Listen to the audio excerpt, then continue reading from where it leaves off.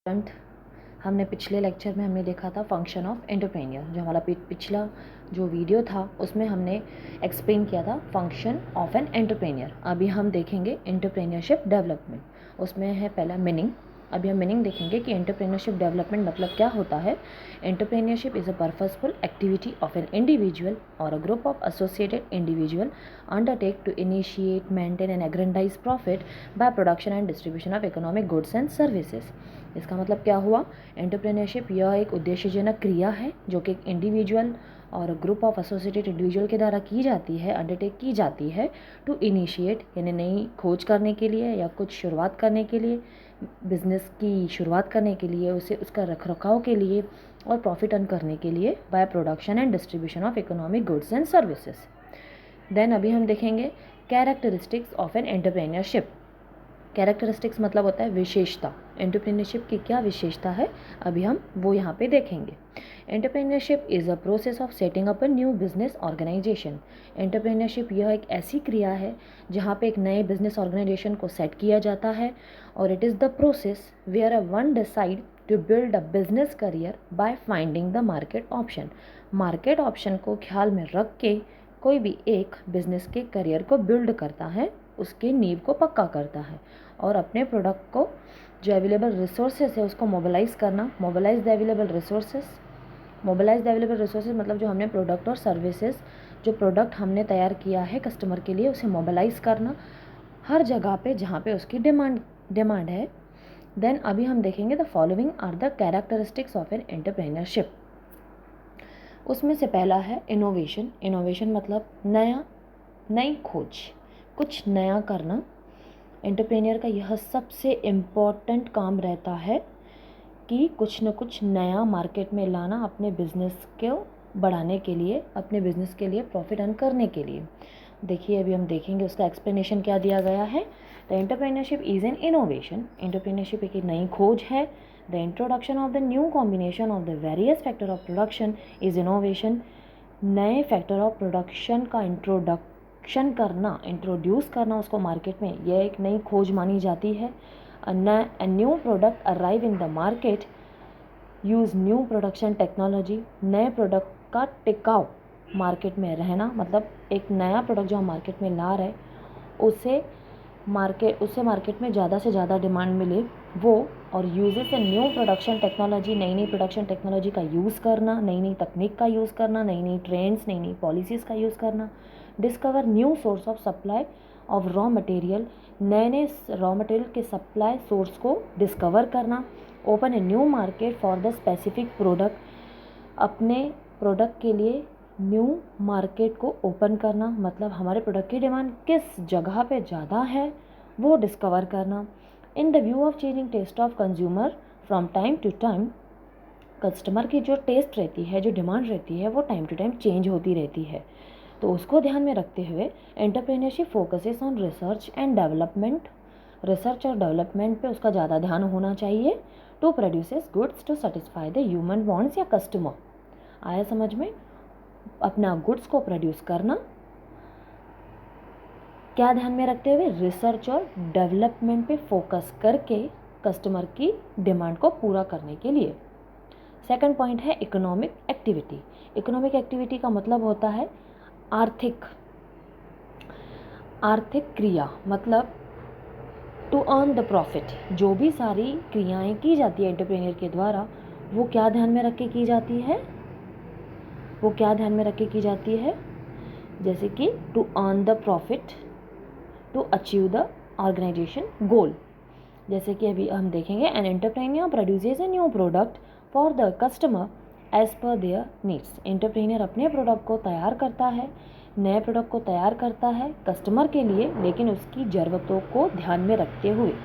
अगर उसको क्या ज़रूरत है, समझो अगर एक प्रोडक्ट है हमारे पास, उसको हमारे प्रोडक्ट में ये क्वालिटी चाहिए, तो हम उसे वो क्वालिटी देकर हमारा प्रोडक्ट बनाएंगे। He feels the need of these to satisfy human wants as well as in exchange on the better livelihood। वो क्या फील करता है? एक तो ह्यूमन वांट्स भी पूरी होनी चाहिए और ऊपर से हमें उसमें प्रॉफिट भी अच्छा मिलना चाहिए। It is systematically planned activity as per the skill and knowledge of the entrepreneur.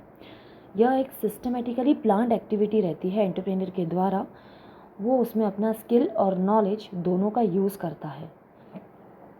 Because entrepreneur कब बनते हैं, जब हमें प्रॉपर स्किल और प्रॉपर नॉलेज रहता है, तभी हम एंटरप्रेन्योर अच्छे बन पाते हैं। Hence entrepreneurship is an economic activity, मतलब यहाँ पे एंटरप्रेन्योरशिप को एक इकोनॉमिक एक्टिविटी माना जाता है, या वह एक इकोनॉमिक एक्टिविटी है। थर्ड पॉइंट है हमारा ऑर्गेनाइजेशन बिल्डिंग। बिल्डिंग को ऑर्गेनाइज करना, ये भी काम एक एंटरप्रेन्योर का रहता है, एंटरप्रेन्योरशिप डेवलपमेंट के अंडर में आता है। जैसे कि it is an activity where the various factors of production have to be organised, जहाँ पे यह एक क्रिया है जहाँ पे बहुत फैक्टर्स ऑफ प्रोडक्शन यानी कि प्रोडक्शन जो उत्पादन के घटक है उनको वहाँ पे ऑर्गेनाइज किया जाता है, संगठित किया जाता है। क्या ध्यान में रखते हुए, प्लेस यूटिलिटी। प्लेस यूटिलिटी मतलब कि हमारा प्रोडक्ट किस लोकेशन में ज़्यादा डिमांड देगा, ज़्यादा प्रॉफिट देगा।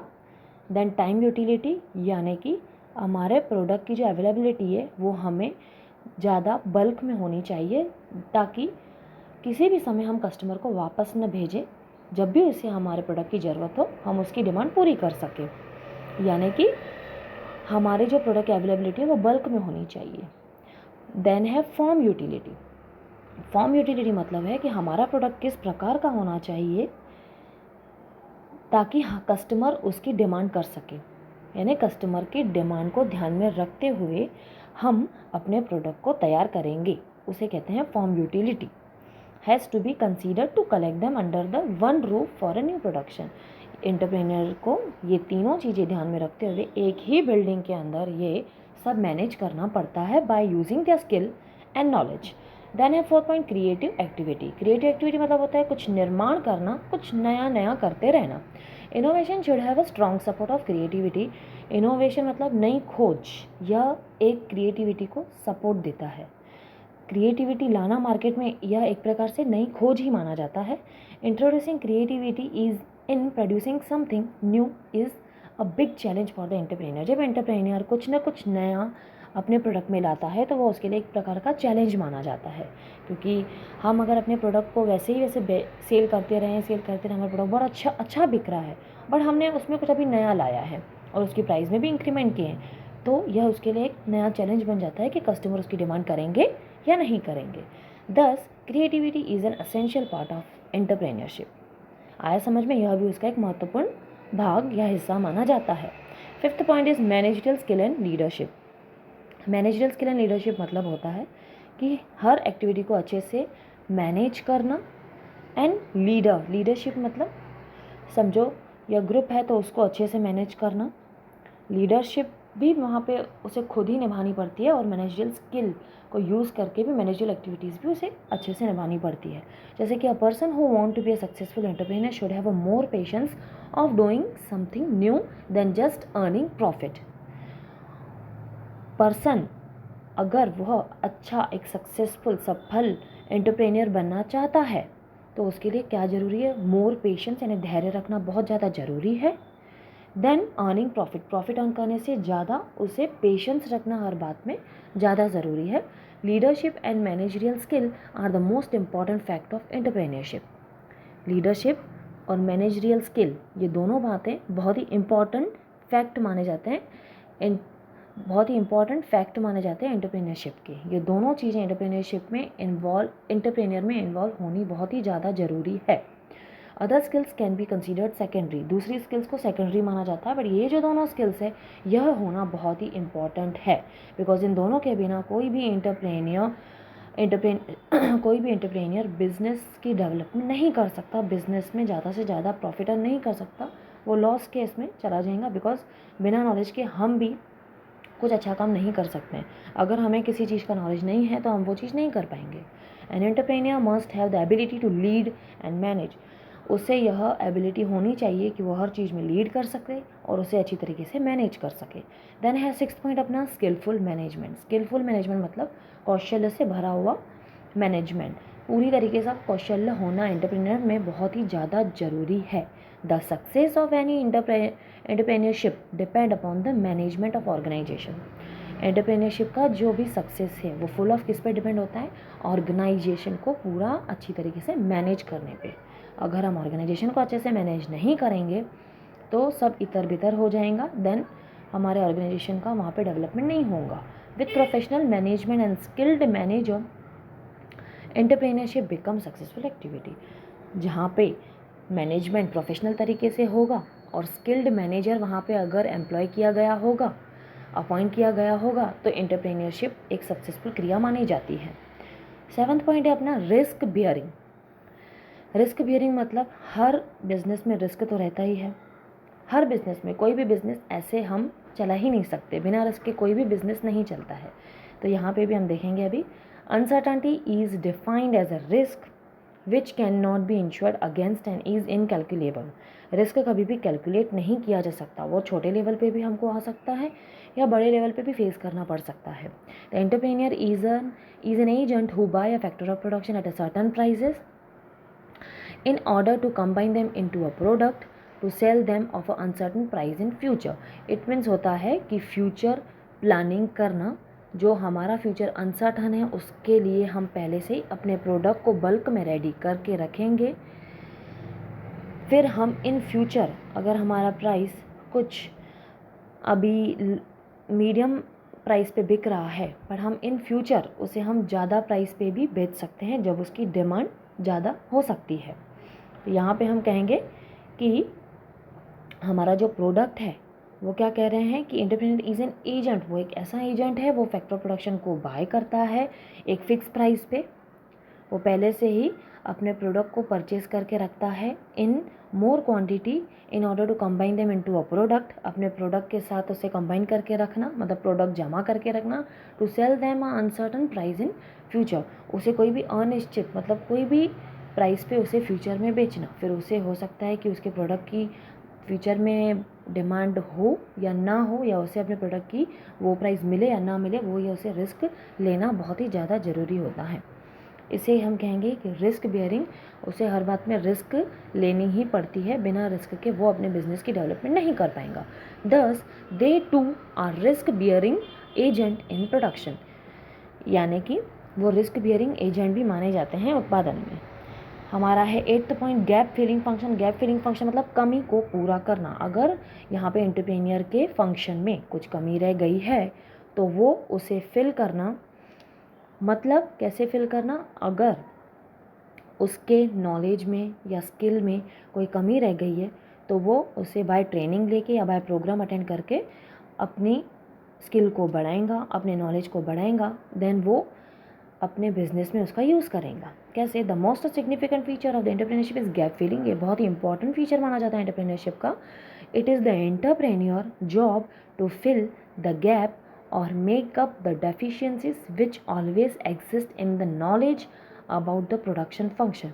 प्रोडक्शन फंक्शन के बारे में जो भी नॉलेज में जो कमियां पाई गई है एंटरप्रेन्योर के नॉलेज में, एंटरप्रेन्योर के जो प्रोडक्शन नॉलेज है, एंटरप्रेन्योर का जो प्रोडक्शन नॉलेज है, अगर उसमें जो भी हमें कमियां मिली है या जो भी उसे कमियां महसूस हो रही है तो वो क्या करेगा, बाय ट्रेनिंग लेके या बाय प्रोग्राम अटेंड करके उसे फिल करेगा, ताकि वो अपने बिजनेस के लिए ज़्यादा से ज़्यादा प्रॉफिट अर्न कर सके। देन अभी हमारा प्रोसेस ऑफ एंटरप्रेन्योरशिप डेवलपमेंट। दो प्रकार की प्रक्रिया रहती है एंटरप्रेन्योरशिप डेवलपमेंट की। एक रहता है ट्रेनिंग, दूसरा रहता है एंटरप्रेन्योरशिप डेवलपमेंट प्रोग्राम।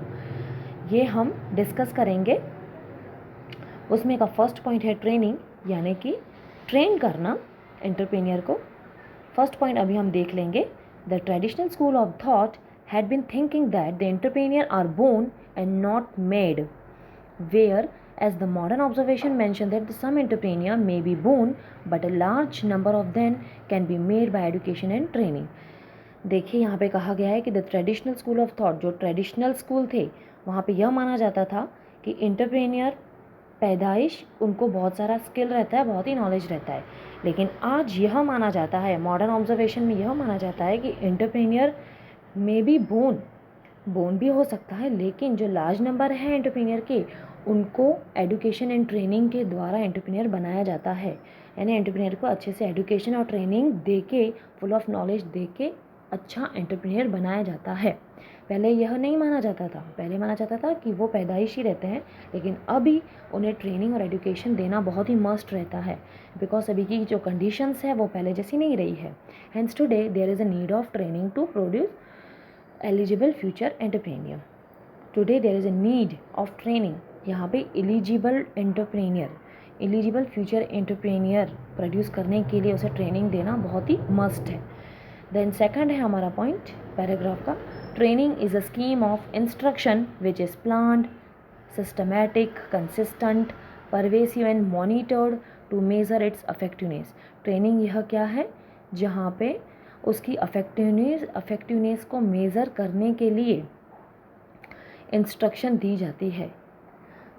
मतलब ट्रेनिंग यह एक ऐसी स्कीम है जहाँ पे स्कीम ऑफ इंस्ट्रक्शन है विच इज़ प्लान्ड, वो पहले से ही प्लान की जाती है, सिस्टमेटिक तरीके से दी जाती है, कंसिस्टेंट रहती है कि समय समय पे कौन कौन सी ट्रेनिंग देना सामने वाले को, परवेसिव रहती है, फुल ऑफ नॉलेज भरी हुई रहती है, and monitored to measure its effectiveness, पूरी तरीके से उनके ऊपर नियंत्रित किया जाता है, पूरी तरीके से उनके ऊपर नियंत्रण रखा जाता है, और it is an integral input of managerial development.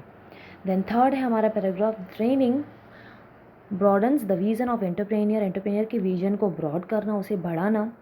उसके बाद by providing them suitable opportunities, उससे समय समय पे अच्छी अच्छी अपॉर्चुनिटीज़ देना, फॉर इंटरचेंज ऑफ एक्सपीरियंस, उसके एक्सपीरियंस को इंटरचेंज करना, उसके एक्सपीरियंस को वास्ट करना, बढ़ाना, विद इन यानी अंदर के, और आउटसाइड इन इंडस्ट्री, इंडस्ट्री के बाहर का भी उसे अच्छे से एक्सपीरियंस होना चाहिए, नॉलेज होना चाहिए। ये सब बातें ट्रेनिंग में उनको सिखाई जाती है।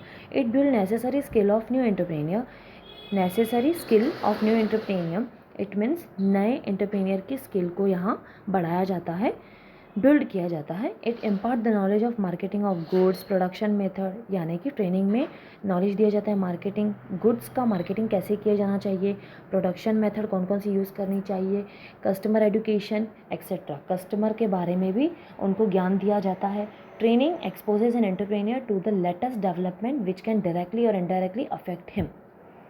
Entrepreneur training exposes an entrepreneur to the latest development which can directly or indirectly affect him, यानी ट्रेनिंग में एक ऐसे एंटरप्रेन्योर को तैयार किया जाता है जो कि उसे पूरी तरीके से उसका वहाँ पे विकास किया जाता है। देन हमारा लास्ट पैराग्राफ है इसमें ट्रेनिंग में, with the help of training there can be a minimization of excessive scraps, यानी कि जो एंटरप्रेन्योर ज़्यादा से ज़्यादा लॉस करता था वो कम पे आ जाएगा। डिफेक्टिव आउटपुट, जो डिफेक्टिव आउटपुट जो हमें रिज़ल्ट, जो नकारात्मक रिजल्ट मिलता था वो हमें पॉजिटिव मिलेगा। Wastage in the production process, जो हमारा वेस्टेज होता था प्रोडक्शन प्रोसेस में वो भी कम हो जाएगा। Training help in improving overall efficiency of an entrepreneur, entrepreneur की योग्यता, कार्यक्षमता को बढ़ाती है training. The process of training help an entrepreneur to accept a new technology, जो ट्रेनिंग की प्रोसेस है वो एंटरप्रेन्योर की हेल्प करती है कि आप नई नई टेक्नोलॉजीज़ को एक्सेप्ट कर सको। टीम स्पिरिट होना, टीम स्पिरिट होना मतलब टीम में पूरी तरीके से डट के बने रहना और अच्छे से टीम वर्क करना।